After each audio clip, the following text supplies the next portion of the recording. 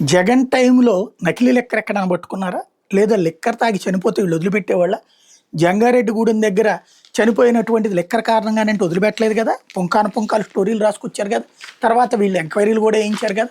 తీరా చూస్తే అది దాంతో సంబంధం లేదు అన్నటువంటిది ప్రభుత్వం చెప్పింది. లేదు ప్రభుత్వం అది మ్యానిపులేట్ చేసిందని కూడా చెప్పారు. తప్పేం లేదు. 2 వెర్షన్స్ రాయాల్సిందే.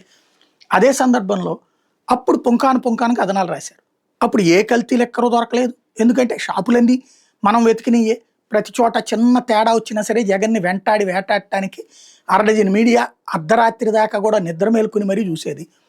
అయినా కూడా ఎక్కడా దొరకలేదు. ఇప్పుడొచ్చేటప్పటికి కల్తీ లిక్కర్ పబ్లిక్‌గా దొరికింది. తయారీ కేంద్రమే దొరికింది. గోడౌన్‌లే దొరికినియి. నకిలీ లేబుళ్ళు దొరికినియి.